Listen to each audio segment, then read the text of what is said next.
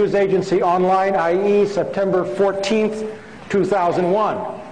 August 2001, the FBI arrests an Islamic militant linked to bin Laden in Boston. French intelligence sources confirm the man is a key member of bin Laden's network, and the FBI learns that he has been taking flying lessons in Boston. At the time of his arrest in Boston, where two of the planes were hijacked, the man is in possession of technical information on Boeing aircraft and flight manuals. Reuters, September 13th. Summer 2001, Russian intelligence notifies the CIA that 25 terrorist pilots have been specifically training for suicide missions. This is reported in the Russian press, and I have one of my sources, I have several sources who are former CIA officers, translated the article for me. July 4th through 14th, Osama bin Laden receives treatments for kidney disease at the American hospital in Dubai and meets with the CIA official who returns to CIA headquarters on July 15th. This is the guy who blew up the Cole and the embassies that Bill Clinton signed an order it's okay to execute. He gets treatment at an American hospital in Dubai and flies out on a private plane.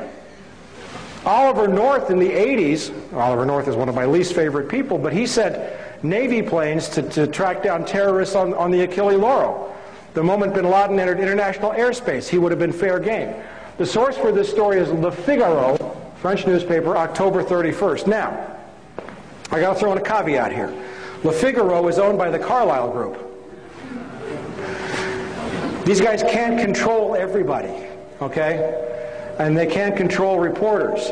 Le Figaro was emphatic that they had confirmed the details of the story. The CIA immediately came out with an adamant denial, but the CIA never lies.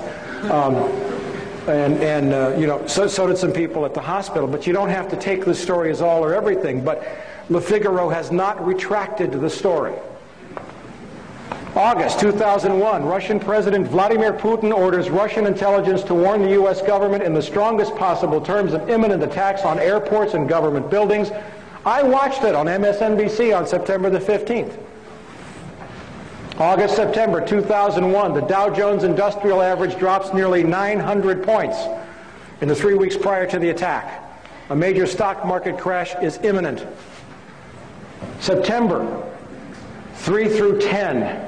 MSNBC reports on September 16th that a caller to the Cayman Islands radio talk show gave several warnings of an imminent attack on the U.S. by bin Laden in the week prior to 9/11. These are just some of the advance warning bits that we have.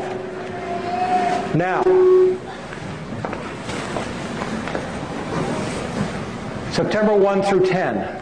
Some 25,000 British troops, the largest British naval armada since the Falkland Island War. It's not Essential Harvest, it's called Swift Sword.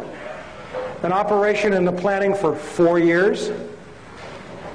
Are set to deploy to Oman in the week before the September 11th attacks. It takes years to plan this kind of a deployment.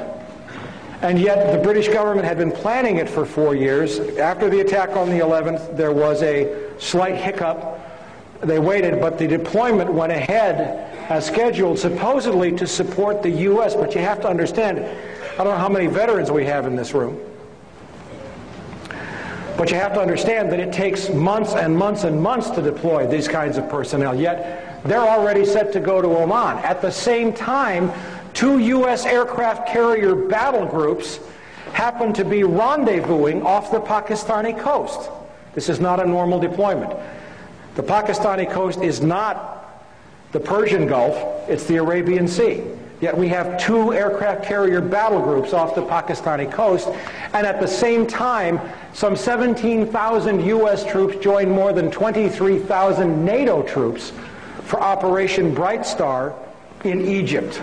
Fully deployed, combat ready, locked and loaded. All before September the 11th. Is this suspicious? I think so. September 6th through 7th.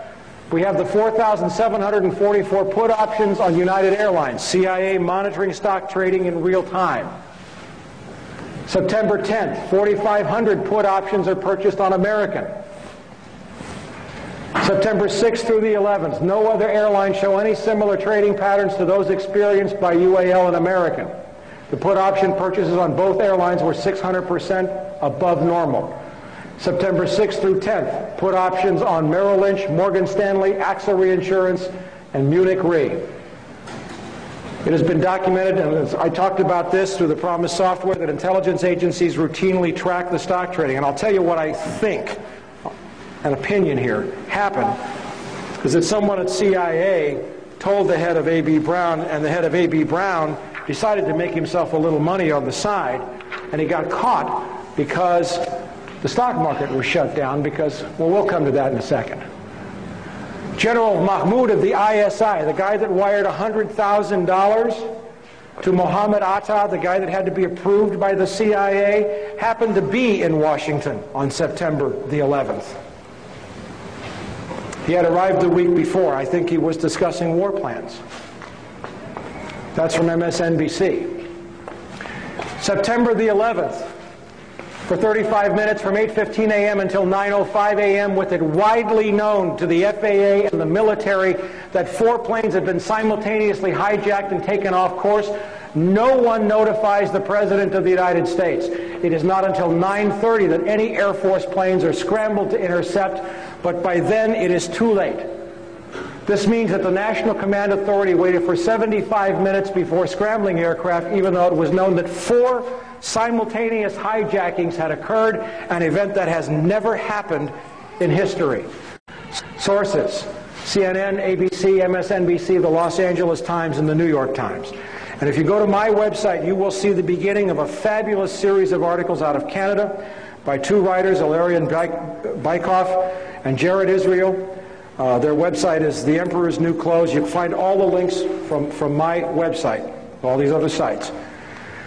They've established clearly, using documents that have now been taken down off of U.S. Air Force websites, that it is a matter of routine policy on the FAA and the U.S. Air Force to scramble a jet the instant any airliner is hijacked without waiting for an order from the President. What does that mean, scramble? I don't know, sorry. You put them up in the air and make them go intercept the jet, not shoot it down, but you put a fighter aircraft in the airspace with the hijacked airliner. It's FAA routine procedure. It doesn't require an order from the President of the United States. Remember Payne Stewart? Remember his airplane? Remember it went off course? It was off course for no more than 10 minutes, and fighter jets had been scrambled to fly along beside it. Now, if we have 4 simultaneous hijackings, why were no planes scrambled to intercept those planes for 75 minutes? The Andrews Air Force Base website has taken down information saying that it maintained a ready response scramble force to protect the skies over Washington, D.C. A presidential order is not necessary to intercept an aircraft. It is necessary to shoot down an aircraft.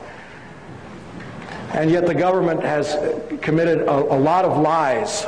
Dick Cheney has lied about U.S. Air Force response. I used to work outside Andrews Air Force Base. I saw F-16s, F-18s, F-15s taken off all the time. So they took down that site?